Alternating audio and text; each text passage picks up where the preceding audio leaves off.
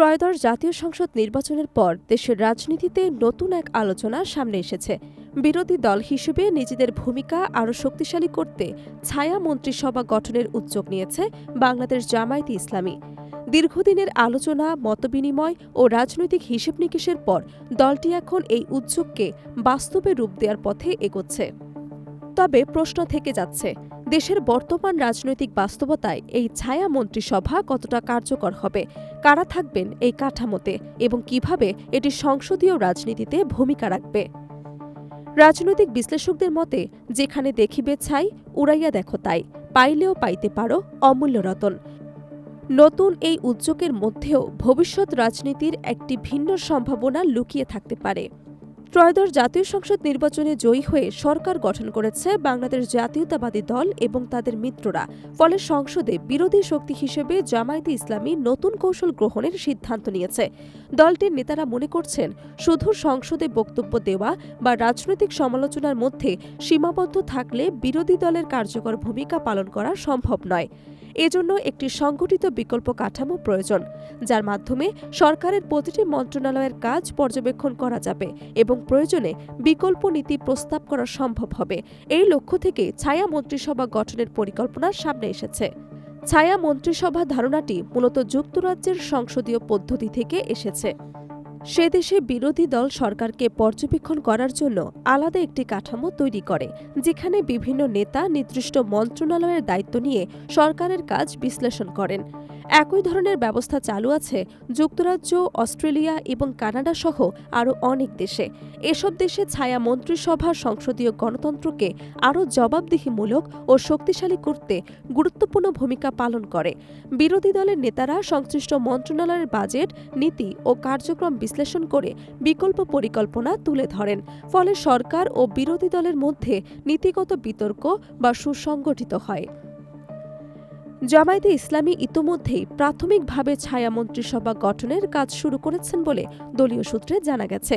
দলটি আশা করছে, আগামী সংসদ অধিবেশনের আগেই একটি প্রাথমিক কাঠামো দাঁড় করানো সম্ভব হবে। তবে এখনও সিদ্ধান্ত চূড়ান্ত হয়নি যে এটি শুধুমাত্র জামায়াতের উদ্যোগে হবে নাকি জোটের অন্যান্য শরিক দলও এতে অন্তর্ভুক্ত করা হবে।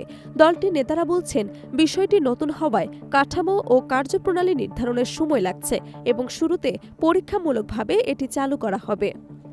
দলটির নায়েবে আমির সৈয়দ আবদুল্লাহ মোহাম্মদ তাহের জানিয়েছেন, ছায়া মন্ত্রিসভা গঠন করতে হলে শুধু রাজনৈতিক সিদ্ধান্ত নিলেই হবে না, এর জন্য গবেষণা, নীতি নির্ধারণ ও বিশেষজ্ঞ মতামতেরও প্রয়োজন রয়েছে। এজন্য দলের ভেতরে একটি বিশেষজ্ঞ দল কাজ করছে, যারা নির্বাচনী অঙ্গীকার, নীতি বিশ্লেষণ এবং বিভিন্ন খাতের পরিকল্পনা নিয়ে কাজ করছে।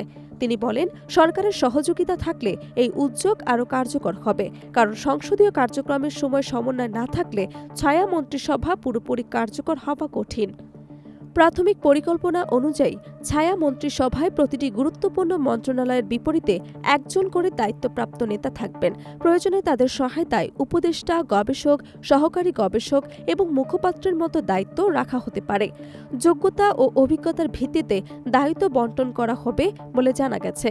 রাজনৈতিক বিশ্লেষকদের মতে, অল্প বিদ্যা ভয়ঙ্করী। যদি পর্যাপ্ত প্রস্তুতি ছাড়া এই উদ্যোগ নেওয়া হয়, তবে তা কার্যকর হবার বদলে সমালোচনারও কারণ হতে পারে। তাই পরিকল্পিতভাবে এগোনোই হবে সবচেয়ে বড় চ্যালেঞ্জ। ছায়া মন্ত্রিসভায় অন্য শরিক দল থাকবে কিনা সে বিষয়ে এখনও চূড়ান্ত সিদ্ধান্ত হয়নি। তবে সংসদ অধিবেশনের আগে এই বিষয়ে আলোচনা হতে পারে বলে ধারণা করা হচ্ছে। বিশ্লেষকদের মতে, যদি এই কাঠামো সফলভাবে গড়ে ওঠে, তাহলে বিরোধী দল শুধুমাত্র প্রতিবাদ এবং বয়কটের রাজনীতি করবে না, বরং সংসদে বিকল্প নীতি তুলে ধরার মাধ্যমে আরও শক্তিশালী ভূমিকা পালন করতে পারবে। তবে সামনে চ্যালেঞ্জও কম নয়। গবেষণা ভিত্তিক নীতিপত্র তৈরি, তথ্য সংগ্রহ, দলীয় শৃঙ্খলা বজায় রাখা এবং দীর্ঘমেয়াদী পরিকল্পনা ধরে রাখা, এসব বিষয় ছাড়া ছায়া মন্ত্রিসভা কার্যকর হওয়া কঠিন। তাই রাজনৈতিক মহলে এখন আলোচনার বিষয় হয়ে দাঁড়িয়েছে, এই নতুন উদ্যোগ বাস্তবে দেশের রাজনীতিতে নতুন অধ্যায় খুলবে নাকি কেবল আলোচনার মধ্যেই সীমাবদ্ধ থাকবে। এখন সবার দৃষ্টি আগামী সংসদ অধিবেশন এবং তার আগেই ছায়া মন্ত্রিসভার চূড়ান্ত ঘোষণা আসে কিনা সেদিকেই।